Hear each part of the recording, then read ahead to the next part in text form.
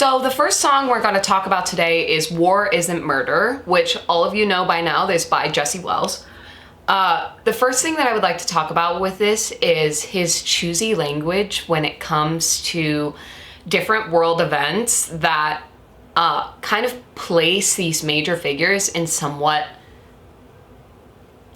insubstantial roles, which is sort of unfair to say, and I'm gonna place a little disclaimer around that.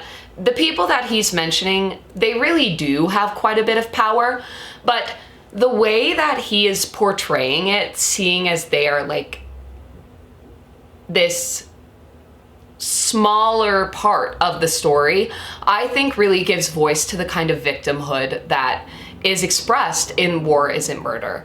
And the specific moments that I'm talking about here are the lines, "Girl, even Kushner agrees it's good real estate," and "War isn't murder, ask Netanyahu. He's got a song for that and a bomb for you." And then "War isn't murder, it's an old desert faith."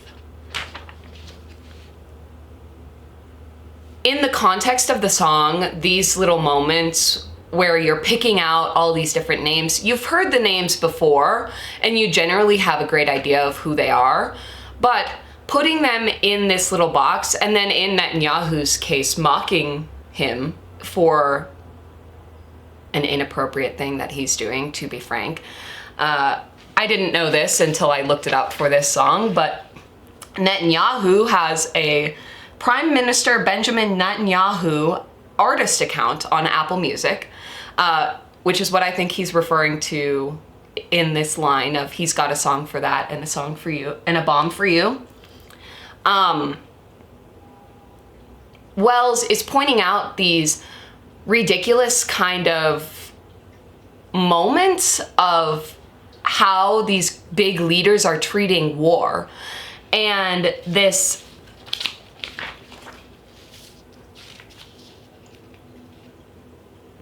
move to make them smaller figures within the song was really, I think, something that was intentionally done in order to preserve this idea of victimization that is present throughout all of war history ever. The next thing that I would like to talk about is Wells's use of trope and his use of stereotype. I think that Jesse Wells is using stereotype and tropes in order to present this kind of place of reverse rhetoric. I see this specifically in the lines, "War isn't murder, good men don't die, children don't starve, and all the women survive," which I believe is a play on the phrase "women and children first." And then we've got these religious kind of motivations that come with the lines, "When you're fighting the devil, murder's okay." But then Wells starts to get into, But then Wells starts to get into the reality of war. He begins with lines like, "There ain't a veteran with a good night's sleep." And then right here I want to talk about, "Let's talk about dead people. I mean a dead people." Those lines, which in the song contextually sounds like it could be kind of a moment in the music instead of the actual word but I do believe that it's referring to a dead people, where a lot of war and fighting amongst individual sovereignties or powers or countries globally, all of this in some way, shape, or form can be connected back to capitalism, racism, and all these different systems of structures that are in place. And I think that Wells is really trying to point that out in these songs where racism and xenophobia are really going to be major productions of war. Now, something that I would like to discuss and bring into conversation Don Mitre's Mirror Nation is the way that Wells deals with grief throughout his entire poem. I guess. Throughout his entire song, Wells is really kind of starting to call out grief. I see this specifically in the line, "Call your dead mother, ask her when she died. It's a deathly silence" on the other line. The dead don't talk, but the children don't forget. So in 20 short years, you could live to regret that war isn't murder.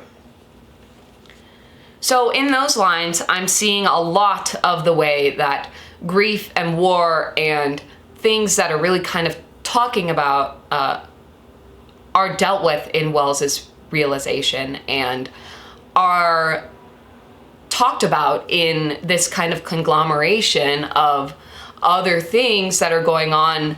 And really, I believe that it becomes Wells's priority throughout the rest of the song is to focus on how this grief is affecting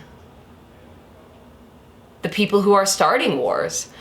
And I want to focus in on the line, the dead don't talk, but the children don't forget. This, I believe, is referring to generational trauma that lives within war, and over again, war is seen as a way to solve these kind of major problems. But really, down to the crux of the issue, on top of all of the systematic issues, there is this deep, unforgetting generational trauma that comes from war. Specifically, I'm thinking about the cities that were bombed in Japan during the atomic attacks in World War II. And I can't help but imagine that there are bigger pieces of generational trauma that go unacknowledged most of the time in American media.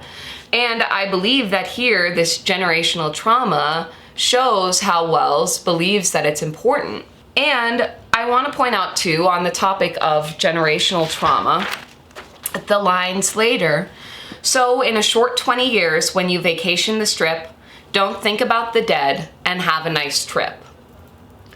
This immediately calls to mind for me the trips that Germans took into concentration camps after World War II, the ways that people were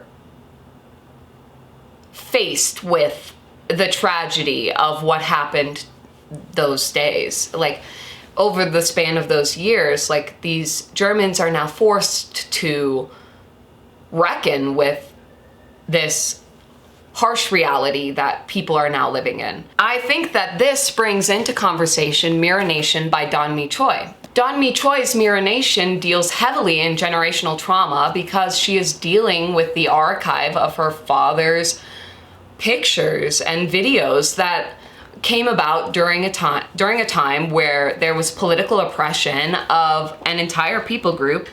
This book represents generational trauma in a way that I think is relevant to Jesse Wells and his performance of War Isn't Murder.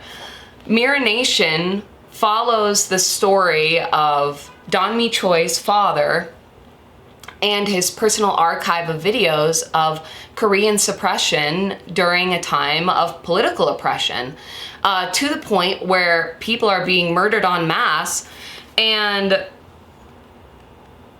the popular media is seeing nothing to do with it. And so, going even further into these moments of suppression is the way that it was treated within American context, of how people then could not express the way they felt about this Korean suppression because the way that it had moved into America was also suppressive. And so that's all I'm going to say about generational trauma, I think. The last thing I would like to talk about is Wells's tendency to say, it's a dark sacrifice made on your behalf. I would like to connect this back to the poems from Guantanamo. Why do human rights activists and lawyers need clearance from the FBI to go to a legally sanctioned detention center?